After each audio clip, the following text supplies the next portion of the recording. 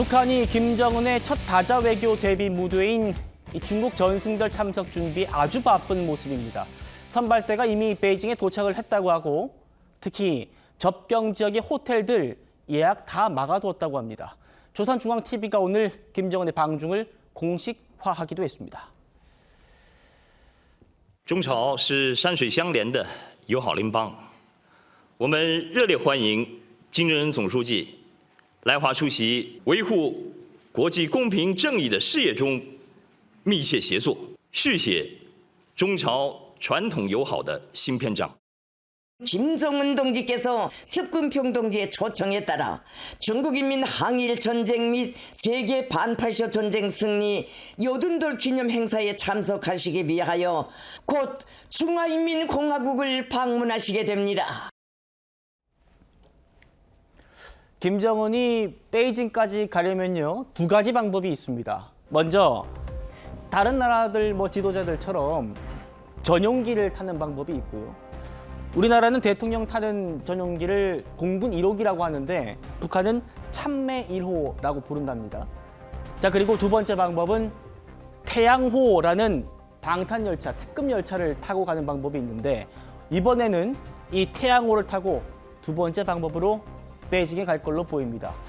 그렇게 분석을 하는 이유가요, 아주 유력한 그 근거가 있습니다. 바로 압록강 앞에 위치한, 그러니까 북한과 중국의 그 국경, 접경 지역에 위치한 단둥의 한 호텔 예약이 막혔다는 겁니다. 문성목 센터장님, 예. 보시죠. 이게 실제로 그 단둥의 중리안 호텔의 뷰입니다, 뷰. 저희가 실제로 공홈에서 캡처를 했어요. 근데 여기 이 호텔에서 자랑하는 뷰가 뭐냐면 압록강 철교부입니다. 압록강 단교 철교부. 그러니까 여기 보시면 이 보이죠?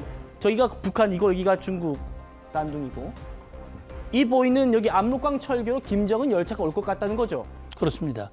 그러니까 지금 여기가 이제 단동이거든. 단동 저도 가봤습니다만, 예. 이게 북중 우이교라고 얘기를 하거든요. 다시 말하면 6.25 전쟁 당시 중국이 북한을 도와서 이 북한의 자유를 지켜줬다. 이런 걸 기념해서 이제 이름을 그렇게 붙인 것이고 거기 기념물도 있습니다. 여기 지금 중리안 호텔 여기서 보신 이 뷰를 보면 신의주 쪽에서 중국 단둥 쪽으로 오는 열차의 움직임을 세세히 볼 수 있거든요. 과거에 일본 기자들이 이 호텔에 묵으면서 지금 중국을 두 번 기차로 방문을 했는데 그때 당시 취재를 했다는 거예요. 네. 더군다나 드론을 띄우면 좀 더 자세히 열차의 상황을 볼 수 있기 때문에 아마 중국과 사전 협의를 통해서 이 호텔의 예약을 특히 외국인 이 예약을 차단함으로써 이번 김정은의 방중도 열차를 이용할 가능성이 현재로서는 높아 보인다. 예. 이런 판단입니다. 열차 타고 갈 것 같다라는 아주 결정적인 근거가 이겁니다, 지금.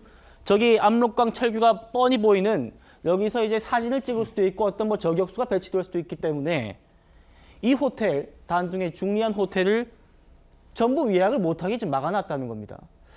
우리 문 센터장님 말씀처럼 2018년에 방중할 때도 전용 열차를 타고 갔었거든요. 그때도 이 호텔에서 예약을 다 막았었는데 이때 호텔 관계자와 분석도 들어보시죠. 今天没有住不了。那明天呢？明天暂时看也没有。 과거 일본 언론들은 예. 단동에서 뻗치기 하다가 그 사진을 찍고 그랬거든요. 그런데 이제 이번엔 알려져서 경비가 삼엄해서 사진을 찍을 수 있을지는 모르겠는데 거기가 이렇게 신의주가 보여요. 그 5층, 6층 올라가면 중년 호텔이 사진을 못 찍게 하는 거지. 그쪽은 이제 예약을 안 주는 거는. 동선이 공개되는 걸 원치 않고 요즘은 드론을 비롯해서 첨단 장비로 그 열차가 넘어오는 걸 뻗치게 하면 충분히 찍을 수 있으니까 이제 그런 거를 사전에 차단하겠다. 그거는 북중 간의 경우의 원칙이니까. 예, 우리 문 센터장님 말씀과 거의 비슷한 얘기죠. 네. 지금 경호 원칙이라는 얘기를 하던데요, 맞습니까? 사전에 이제 가장 중요한 것이 경호 아니겠습니까? 더군다나 이번에 김정은 위원장의 방중은 국제 무대에 처음으로 데뷔하는 거예요. 그리고 2019년 이후 거의 6년 만에 이제 중국을 방문하는 것인데 예.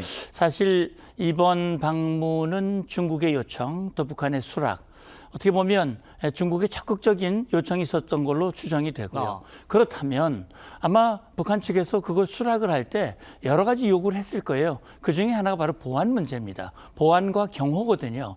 그러니까 보안과 경호에서 가장 중요한 것은 동선의 노출을 피하는 겁니다. 언제 어느 때 어디로 통과하는지는 몰라야 테러를 방지할 수 있는 거거든요. 그렇기 때문에 양측 경호 담당자들이 그런 것들을 충분히 고려를 해서 지금 사실 북한에서 중국으로 들어가는데 통과할 수 있는 자리가 여기밖에 없거든요. 그렇기 때문에 이곳을 사전에 차단하는 것을 경호의 원칙으로 아마 북중 간의 협의에서 지금 시행하고 있을 가능성이 높아 보입니다. 예. 북한 김정은이 저 압록강 철교를 통해서 베이징으로 갈 것 같아요. 자, 그러면 그 특급 열차, 방탄 열차 한번 보겠습니다. 태양호. 김일성과 김정일, 김정은까지 북한 독재자 3명이 3대째 지금 이용하고 있는 이 기차인데 뭐 방탄 기능은 뭐 당연할 거고 뒤에 보이시죠? 뭐 박격포, 장갑차까지 지금 타고 있답니다. 센터장님, 네. 뭐 거의 뭐 요새라는 평가가 맞아 보입니다. 움직이는 요새라고 볼 수 있죠. 그러니까 김정은 정말 뭐 최고의 존엄이고 지도자이기 때문에 그 안전과 경호를 위해서 저렇게 하고 있는데 이 열차를 타고 어디까지 갔었냐? 베트남까지 갔었어요. 아마 기억하시는 분들 계실 겁니다. 2019년 2월에 하노이 회담을 할 때 그때 당시에 비행기를 이용하지 못하고 열차를 이용한 이유가 사실은 아까 말씀하신 그 참매 1호라고 하는 것이 굉장히 노후된 비행기이기 때문에 안전에 문제가 있어요.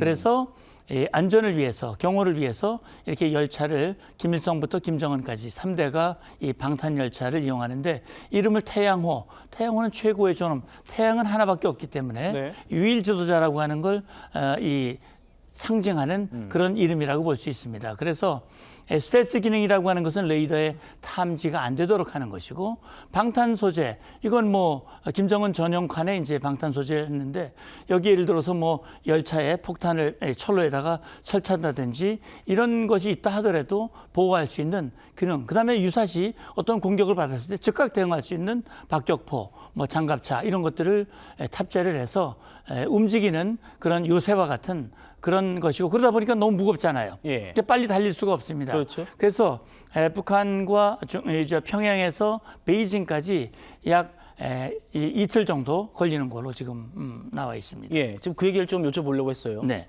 앞서 우리가 첫 번째 주제에서 봤던 그 상의 탈의한 남자가 탔던 KTX가 300km로 달리거든요.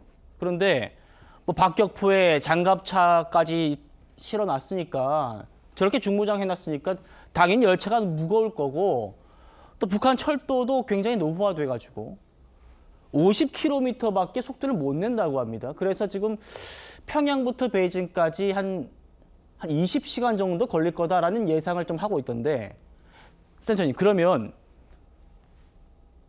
김정은 좀 일찍 출발할 수도 있겠네요. 그러겠죠. 이제 뭐 9월 3일이 실제 전승절 행사니까 오전 10시에 한다고 그러거든요. 적어도 그 하루 전에 도착을 해야 된단 말이죠. 그러면 아마 출발이 9월 1일, 최소한 9월 1일 정도는 돼야 그 전승절 행사에 안전하게 도착할 수 있다라는 생각이 들고 그러나 그 날짜는 공개하지 않을 겁니다. 보안 문제 때문에. 그래서 언제 출발할지 모르게 하는데 아마 사후에 공개할 가능성도 있어요. 과거에 보면 베트남 갈 때도 네. 새벽에 출발했거든요. 보안 문제 때문에. 아마 이번에도 한다면 새벽 시간에 이 노출되지 않는 정찰위성이라든지 노출되지 않는 시간을 이용을 해서 출발할 가능성이 저는 있다고 봅니다. 알겠습니다.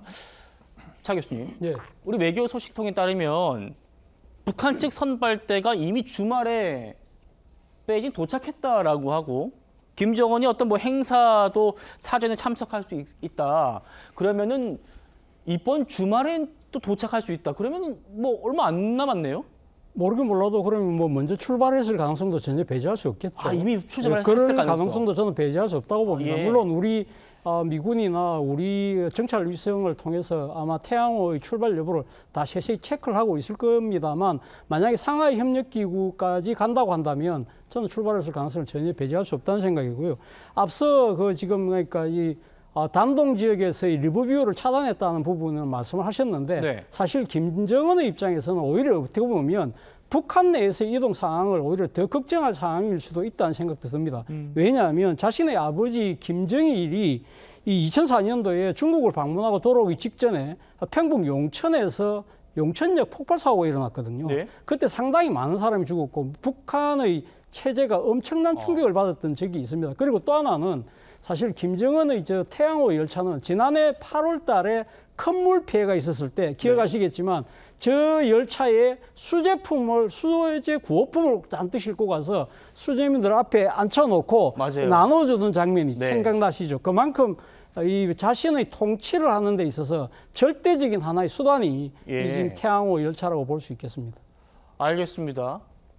이번에 누가 김정은의 방중을 수행할지 저 태양호를 같이 타고 갈지도 관심인데 센터장님. 네.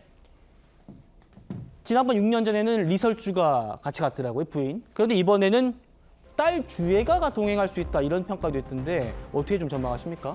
만약에 주애가 간다면 본인이 이 중심 인물이 되는 게 아니라 주애가 더 주목을 받을 수도 있을 것 같아요. 예. 그런 걸로 봤을 때는 국내에서야 김주애를 띄우면서 후계자로서 다시 말하면 4대 세습을 공식화하기 위한 그런 목적으로 하겠지만 지금 뭐 주애가 국제 무대에서 무슨 퍼스트 레이디 역할을 하는 것도 아니고 그런 차원에서 봤을 때는 주애를 데리고 갈 가능성이 높지는 않을 것 같다. 뭐 만약에 데리고 가더라도 공개하기보다는 뭐 어떤 경험 삼아 데리고 갈 수는 있겠습니다만 김주애를 뭐 나란히 어디에 세운다든지 외교 공식 행보에 공개 노출을 시킨다든지 하는 부분들은 아마 여러 가지 계산을 해서 거기에 이해 득실을 아마 따지지 않을까 하는 생각이 드는데 어쨌든 이번 방중에서 저는 그런 생각이 들어요. 지금 푸틴 대통령도 참석을 하고 20여 개국 정상들이 오지만 아마 단연 그 주목을 받는 인물이 역시 김정은이 되지 않을까. 그런 차원에서 봤을 때 김정은이 주애를 데려갈지 여부는 좀 더 고려하지 않을까 생각합니다. 알겠습니다. 2019년에 미북 정상회담 때도 김정은이 잠깐 그 열차를 타고 가다가 내려가지고 담배를 피우는 모습이 포착되기도 했습니다. 이겁니다. 이때 저 여성분이 김여정이죠. 동생 김여정이 들고 있는 저게 잿더리입니다. 잿더리를 들고 있는 모습도 관심이었는데 센터님, 저 잿더리는 왜 들고 있었던 겁니까? 뭐 김정은 누구나 다 아는 정말 애연가죠. 어디서나 담배를 피거든요. 예. 그러니까 뭐 심지어는 어린이들 사는 그 어린이 그 보호시설, 그 시설을 방문할 때도 담배를 폈거든요. 우리로선 납득할 수가 없는 일인데 어쨌든 저렇게 잿더리를 가지고 오빠, 이건 어떻게 보면 믿을 사람은 이 핏줄밖에 없다. 피부치밖에 믿을 수가 없다. 그래서 피부치를 저기 열차에 태워서 데려가는 거군요. 그래서 이게 사실은 이 잿더리라고 하는 게 흉기가 될 수도 있잖아요. 그러네요. 그런 걸로 봤을 때는 이건 피부치만 들고 가까이에서 그러니까 경호원이 물론 있을 겁니다, 옆에. 네. 그러나 잿더리를 듣는 인원은 뭐 다른 사람이 할 수 있는데도 불구하고 김여정 여동생을 저렇게 시키는 것은 그런 것들을 염두에 둔 것이 있을 수 있고 또 사실은 이 김정은이 판문점에 와서 이 서명을 문구를 남긴 적이 있었는데 그때 당시에 펜을 우리가 준비한 걸 쓰지 않고 펜을 가지고 갔었어요. 이거는 어떻게 지문을 남기지 않고자 하는 그런 의도인데 그것도 김여정이 들고 왔었습니다. 그렇기 때문에 그 부분까지 모두 신경을 써서 북한이 준비를 하고 있다 이렇게 보시면 됩니다. 그만큼 이 태양호를 같이 타고 갈 사람들은 정말 최측근, 피부치 정도 되는 최측근으로 구성한다라는 얘기군요. 알겠습니다. 이번 전승절에 한국 대표로 참석하는 사람이 우원식 국회의장인데 우 의장이 김정은을 만날 수 있을까? 이것도 관심이죠. 그런데 사실 못 만날 거다라는 분석이 많긴 합니다. 그럼에도 대통령실은 은근한 기대감을 갖고 있는 것 같습니다. 들어보시죠. 만나면 좋은 거죠. 연전해서 뭐 욕하겠어. 우원식 의장하고 김정은 위원장은 전에 그 남북 정상회담인가 그때 같이 술 한잔도 하고 그랬던 사이라 소장 안 한 사이라 모른 척은 안 할 거예요. 모른 척은 맞으시면 모른 오원식 의장의 가족들이 아직도 북한에 살잖아요. 누님이 이산가족 상봉도 했었고 동영상에서. 그러니까 그게 특수한 게요. 그리고 이 사진도 우 의장도 공개를 했죠. 김정은과 나 만났다. 그러면서 술도 한 잔 기울였다. 자, 그래가지고 정부 우리 대통령실에서는 저 우 의장과 김정은의 저 관계를 좀 기대하는 것 같아요.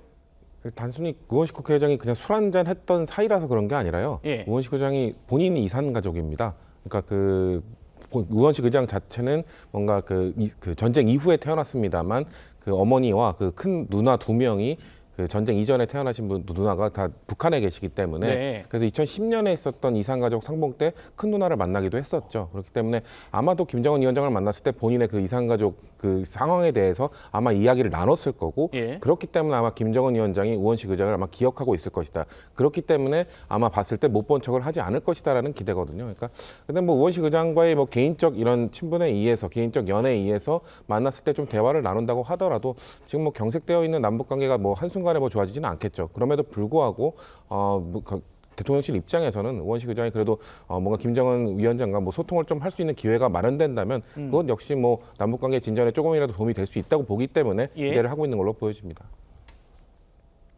차 교수님. 예, 아무 모르긴 몰라도 이번 그러니까 전승절 행사이기 때문에 우리가 지난 2015년도에 박근혜 대통령 갔을 때 그 장면을 떠올리시면 아마 상당히 참고가 될 것 같은데 네. 당시 박근혜 대통령 혼자만 간 게 아니잖아요. 외국 정상들, 외국의 대표들이 다 같이 막루에 올라갔는데 박근혜 대통령처럼 대통령급들은 전면을 안고 네. 그다음에 그러니까 지금 총리급들은 이선에 그렇죠. 앉았거든요. 그렇다고 한다면 같은 공간에 김정은과 우원식 의장이 만날 가능성은 저는 거의 99.9%라고 봐요. 그렇다고 한다면 남쪽의 대표가 와 있다는 걸 뻔하게 아는데 과연 김정은은 어떤 행동을 볼 것인가. 이것도 향후 남북 관계를 점치는 하나의 포인트라는 생각이 듭니다. 알겠습니다. 우원식 의장이 먼저 정상들로 다가갈 수는 없지만 김정은이 움직이면 또 가능하다는 거죠. 그것도 포인트겠네요. 알겠습니다. 우 의장이 김정은한테 올 10월에 있을 경주 에이펙 초청장을 줘서 트럼프와 혹시 미북 회담 자리를 좀 만들어주길 그럴 마음을 우리 대통령실은 갖고 있는 것 같은데 사실 이게 좀 성사되기는 우리 정부도 좀 어렵다고 느끼는 것 같습니다. 한번 들어보시죠. 트럼프 대통령이 경주 에이펙 오는 거는 거의 뭐 성사가 됐다고 봐도 되는 건가요? 가능성이 커졌다고 생각합니다. 그렇죠. 김정은 위원장이 에이펙에 올 가능성은 좀 낮죠? 낮다고 봐야 되겠죠. 그렇죠. 북은 지금 굉장히 소극적이고 부정적인 태도를 취하기 때문에 너무 우리가 기대치를 높여서 얘기하는 것이 북의 호응을 유도하는데 도움이 안 될 수도 있어서 저희는 기대치를 너무 높게 잡기보다는 그냥 있는 그대로 담담하게 두고 북의 호응을 기다리는 것이 낫다고 생각합니다. 설령 우 의장이 초청장을 김정은에게 준다고 해도 김정은이 경주로 날아올 가능성 낮지 않을까라고 우리 안보실장이 얘기를 하고 있는데 센터장님 뭐 이런 또 분석도 있더군요. 그런데 김정은이 이번에 방중하는 것 자체가 내가 대화할 준비가 돼 있다라는 트럼프에게 보내는 신호일 수 있고 또 경주는 아니더라도 트럼프가 한국에 오기 때문에 판문점까지 가가지고 만날 수 있다 이런 전문가들의 또 분석도 있고요. 어떻게 좀 바라보십니까? 예, 물론 이제 한 언론의 저 분석은 2018년 싱가포르 회담 전에 시진핑 주석이 김정은을 초청을 해서 베이징에서 만났던 걸 아마 염두에 둔 것 같아요. 그때 당시에는 트럼프 대통령을 만나기 전후에 이 김정은이 시진핑과 만났었거든요. 그런 점에서 봤을 때 이번에 방중이 트럼프와의 만남 이전에 이루어지는 것이기 때문에 그 신호가 아니냐라는 해석도 가능하겠습니다만 저는 뭐 그런 것보다는요. 최근 한미 정상회담이 있었고 또 한미일 안보 협력이 한층 강화되는 상황에서 뭔가 견제구를 날리고자 하는 그런 마음이 있을 거예요. 그리고 특히 이번에 김정은의 방중을 계기로 해서 전혀 역사적으로 우리가 보지 못했던 북중러 3자 정상이 한 자리에 모이게 됩니다. 그렇다면 3자 정상회의가 개최될 가능성도 있거든요. 그렇다면 아마 그런 것들을 염두에 두고 3자 협력에서 김정은의 몸값을 역할을 높이고자 하는 그런 의도가 저는 더 많다라는 생각이 있습니다. 그렇군요. 국민의힘에서는 좀 이 상황 어떻게 바라보고 계십니까? 일단 우리 정부 입장에서는 김정은 위원장이 직접 우리 경주 에이펙에 참여를 하는 것이 가장 바람직하다라고 생각을 할 겁니다. 왜냐하면 지난 한미 정상회담에서도 얘기가 나왔던 것처럼 그렇게 되었을 경우에 트럼프 대통령도 경주 에이펙에 참여하게 될 동기가 굉장히 커지는 거거든요. 그런데 현실적으로 그럴 가능성은 위성락 안보실장의 얘기처럼 낮다라고 생각이 되고요. 우리 센터장님께서 말씀을 하신 것처럼 이제 한미 정상회담이 직전에 있었지 않습니까? 북한 입장에서는 전통적인 우방이라고 할 수 있는 중국과의 관계를 돈독히 함으로써 이제 앞으로 있을 수 있는 그런 북미 정상회담을 대비하는 측면들도 있을 것이고요. 이제 우리나라의 어떤 외교 역학에 대해서 견제하는 측면도 있을 것이다. 그렇게 보고 있습니다. 알겠습니다. 지금 정말 김정은이 출발했을 수도 있겠다라는 생각도 들고 중국 전승절 두고 보겠습니다.